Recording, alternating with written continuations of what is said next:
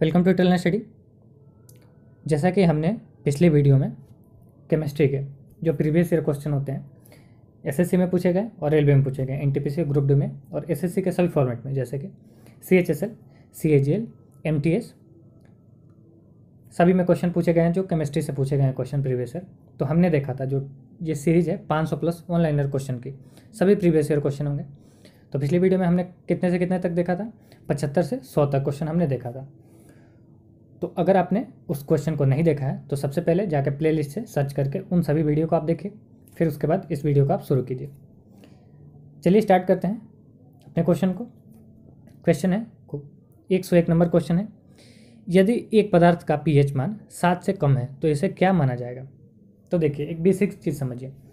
सबसे पहले pH scale को समझिए। पीएच स्केल होता है 0 से लेकर 14 तक, यानी कि 0 से 14 यूनिट में इसको डिवाइड किया जाता है।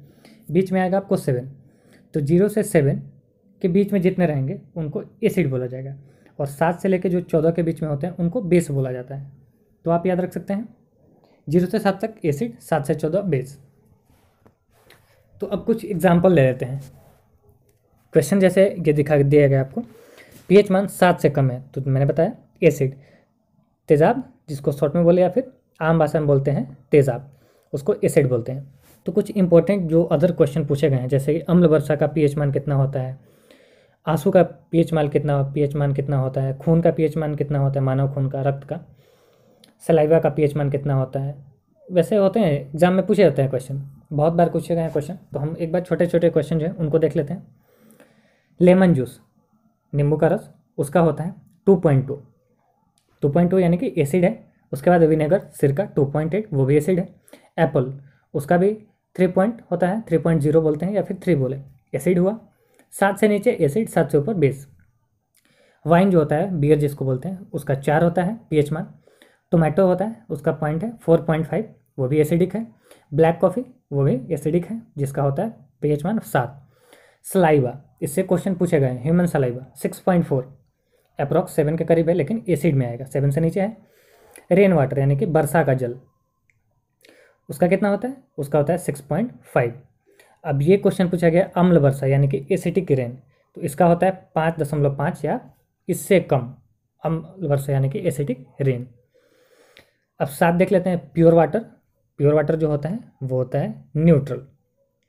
रक्त खून होता है, मानव का जो रक्त होता है वो होता है 7.4, तो 7 से ऊपर बेस। फिर आंसू जो होता है, ब्लड और आंसू बराबर है, 7.4 बेस।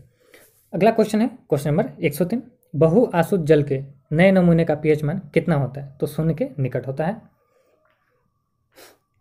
अगले क्वेश्चन पे चलते हैं 104। मैंने बताया मानव रक्त और आंसू दोनों बराबर 7.4। 7.4 कहने का मतलब ये हो गए बेस। मिल्क क्या है, मिल्क एक पायस है, पायस इसको क्या बोलते हैं, इमल्सन।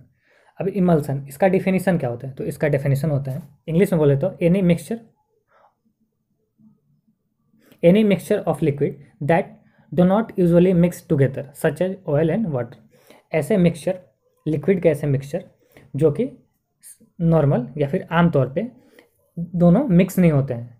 लिक्विड का मिक्सचर जो भी हो आमतौर पे पूरे तरह से घुल मिल नहीं जाते हैं, यानी कि नहीं मिक्स होते हैं टोटल, जैसे कि ऑयल है या फिर वाटर है।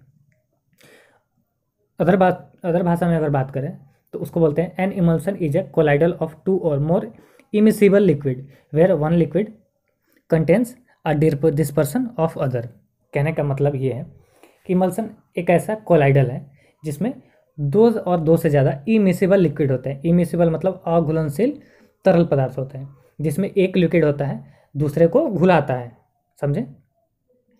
तो ये जो होता है इमल्सन यानी कि पायस, 3 अवस्था में पाए जाते हैं, सॉलिड, लिक्विड और गैस। एग्जाम्पल है आपके, सॉलिड एग्जाम्पल क्या हुआ, सॉलिड का एग्जाम्पल हो गया चीज़, बटर, जेली जितने होते हैं वो हो गए सॉलिड एग्जाम्पल।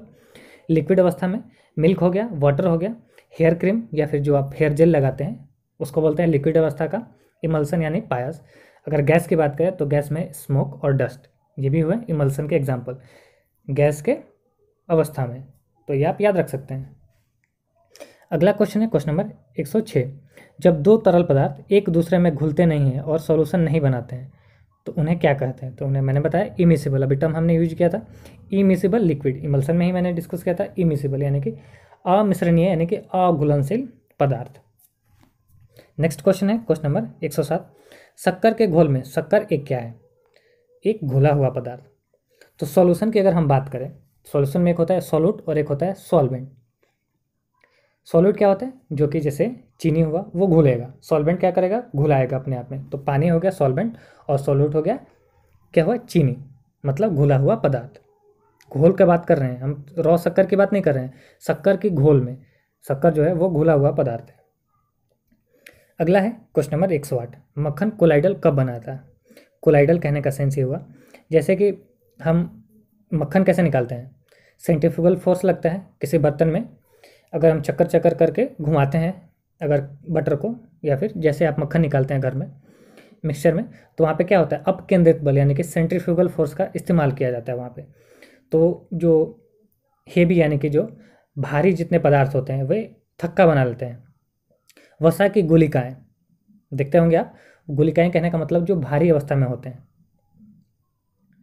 भारी नहीं, जिनकी डेंसिटी ज़्यादा होती है, तो एक जगह वो गुलिकाएँ बनाकर पानी के ऊपर तैरने लगते हैं। डेंसिटी उनकी ज़्यादा होती है लेकिन उनका जो वजन होता है वो पानी के मुकाबले कम हो जाता है। मैंने उल्टा बोल दिया, आप ठीक कर लीजिए। वसा की गुलिकाएँ यानी कि फैट के जो बबल होते हैं वो बना लेते हैं। क्यों बना लेते हैं? सेंट्रीफ्यूगल फोर्स के कारण। उनका डेंसिटी जो होता है, डेंसिटी हाई हो जाता है और जो वेट होता है यानी कि उनका जो वजन होता है वो पानी के मुकाबले कम हो जाता है, तो वे ऊपर तैरने लगते हैं, छितर जाते हैं और पानी नीचे आ जाता है, जिसको हम ऊपर से निकाल लेते हैं। तो ये भी क्वेश्चन पूछा गया है कि मक्खन किस प्रोसेस से निकाला जाता है? तो सेंट्रीफ्यूगल प्रोसेस से निकाला जाता है। 109, स्मोक किसका संयोजन है? स्मोक मैंने बताया एग्जाम्पल है इमल्सन यानी कि पायस का, गैस में, गैस अवस्था में। स्मोक और डस्ट मैंने दो चीज़ बताए थे आपको। तो जो स्मोक है किसका मिक्सचर यानी कि संयोजन है? धुआं और कोहरा। धुआं और कोहरा दोनों मिलने के बाद ये स्मोक बनता है। अगला क्वेश्चन है, एक घोल किसकी कोलाइडल विलयन होता है? एक घोल किसकी कोलाइडल विलयन होता है? तो द्रव्य में द्रव्य का जो विलयन होता है यानी कि जो मिक्सचर बनाया जाता है, तैयार किया जाता है, उसको बोलते हैं कोलाइडल विलयन। अगला है क्वेश्चन नंबर 111, जूल का जो नियम है संबंध किससे है? जूल के नियम का संबंध किससे है? तो इसका संबंध है गैस से। तो एक बार जूल्स के नियम को समझिए। जूल का सिद्धांत क्या कहता है? Internal energy of an ideal gas is independent of its volume and pressure. कहने का मतलब यह है, जो इंटरनल एनर्जी जो होता है, ऊर्जा होता है, आंतरिक ऊर्जा जो होता है आइडियल गैस का, वो इंडिपेंडेंट होता है यानी कि स्वतंत्र होता है इट्स वॉल्यूम और प्रेशर पे। इसका जो आयतन होता है या फिर दाब होता है उस पे ये, उससे ये कोई ताल्लुक नहीं रखता है, यानी कि इंडिपेंडेंट यानी कि स्वतंत्र अवस्था में रहता है। इंटरनल एनर्जी किस पे डिपेंड करता है? तो ये केवल टेम्परेचर पे डिपेंड करता है। तो यही जूल का सिद्धांत कहता है। किससे संबंध रखता है जूल का सिद्धांत? तो गैस से संबंध रखता है। अगला है क्वेश्चन नंबर 112, कौन सा समीकरण चार्ल्स नियम को प्रकट करता है? चार्ल्स नियम का समीकरण है V=T यानी कि volume is directly proportion to temperature. अगर कांस्टेंट हीट अगर हम देंगे किसी भी सब्सटेंस को, तो उसका जो वॉल्यूम होगा वो डायरेक्टली प्रोपोर्शन होगा टेम्परेचर के। तो यही कहता है चार्ल्स का नियम। अगले क्वेश्चन पे चलते हैं। क्वेश्चन नंबर 113, समान तापमान एवं दबाव पर सभी गैस के समान आयतन में अणुओं की संख्या बराबर होती है, इस नियम को क्या कहा जाता है? तो एवोगाड्रो का नियम कहा जाता है। अदर भाषा में अगर बात करें, जैसे कि इंग्लिश में क्या डेफिनेशन होता है? आइडियल डेफिनेशन होता है equal volume of all gases at the same temperature and pressure have the same number of molecules. Hindi में क्या हुआ? समान तापमान एवं दबाव पर सभी गैसों के समान आयतन में अणुओं की संख्या बराबर होती है, इस नियम को कहा जाता है एवोगाड्रो का नियम। अगर समीकरण की बात करें तो V1/N1 is equal to V2/N2। V1 क्या हो गया? वॉल्यूम फर्स्ट, N1 हो गया first amount of gas in mole, V2 हो गया सेकेंड वॉल्यूम, N2 हो गया amount of second gas in mole. आप इक्वेशन भी याद रख सकते हैं, यानी कि समीकरण V1/N1 is equal to V2/N2, Avogadro law का समीकरण। अगला है 114 नंबर क्वेश्चन, किसी गैस का आणविक द्रव्यमान उसके वाष्पन से कितना गुना ज़्यादा होता है? तो होता है वो 2 गुना ज़्यादा। गैस का आणविक द्रव्यमान यानी कि इंटरनल डेंसिटी जो होता है उसके वाष्पन यानी वाष्प दाब जो होता है उसके कितने गुना ज़्यादा होता है, तो 2 गुना डबल होता है, यानी कि 2 गुना ज़्यादा होता है। 115 नंबर क्वेश्चन है, भविष्य का ईंधन किसे कहा जाता है, तो हाइड्रोजन को भविष्य का ईंधन कहा जाता है, फ्यूचर फ्यूल हाइड्रोजन। अगला क्वेश्चन है क्वेश्चन नंबर 116, परम शून्य को किस प्रकार परिभाषित किया जाता है, वह तापमान जिस पर सब आणविक गति बंद हो जाती है, यानी कि ऐसा तापमान जिस पर सभी आणविक जितने भी गति होते हैं वो बंद हो जाता है, उसको बोलते हैं परम शून्य, यानी कि एब्सोल्यूट जीरो। 117, जिस रासायनिक अभिक्रिया से ऊष्मा निकलती है उस अभिक्रिया को क्या कहा जाता है, तो उसको बोलते हैं एक्सोथर्मिक, यानी कि ऊष्माक्षेपी। जिसमें ऊष्मा निकले यानी कि हीट निकले उसको एक्सोथर्मिक बोलते हैं, जिसमें हीट दिया जाए यानी कि जो हीट ऑब्जर्व करे उसको बोलते हैं इंडोथर्मिक। अगला है क्वेश्चन नंबर 118, किसी रासायनिक प्रतिक्रिया की प्रकृति हमेशा ऊष्मा शोषी होती है, यानी कि कौन सी रासायनिक प्रतिक्रिया है जिसकी नेचर जो होता है यानी कि प्रकृति जो होता है हमेशा ऊष्मा शोषी होता है, यानी कि जो इंडोथर्मिक, इंग्लिश बोले इंडोथर्मिक, जो कि एनर्जी लेता है, प्रकृति है ऐसी रासायनिक अभिक्रिया की जिसकी प्रकृति है ऊष्मा शोषी, यानी कि इंडोथर्मिक। क्या बोलते हैं उस प्रक्रिया को, उसको बोलते हैं अपघटन प्रतिक्रिया।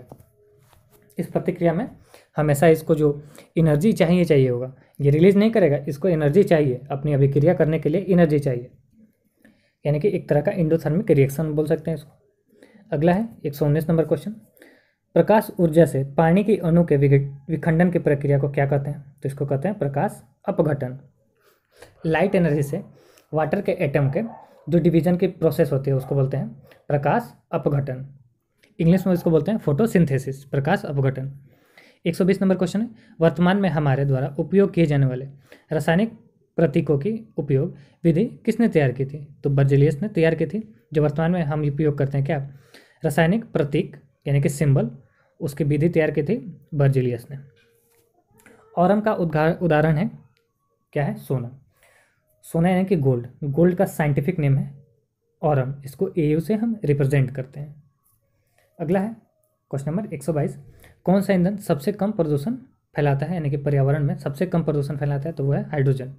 इसको भविष्य का ईंधन भी कहा जाता है, पहले हमने डिस्कस किया।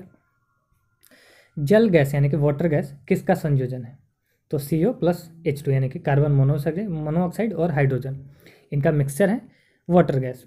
वाटर गैस को ही हम बोलते हैं भाप अंगार। अगला क्वेश्चन है 124, भाप अंगार गैस का एक उदाहरण है, कार्बन मोनोऑक्साइड और हाइड्रोजन का मिक्सचर भाप अंगार गैस का उदाहरण है। इसको क्या बोलते हैं, वाटर गैस, हिंदी में भाप अंगार। किस प्रकार के सिंथेटिक गैस है, यानी कि कृत्रिम गैस है। अगर इसके टेम्परेचर की बात करें तो यह है तकरीबन 1500 डिग्री सेल्सियस।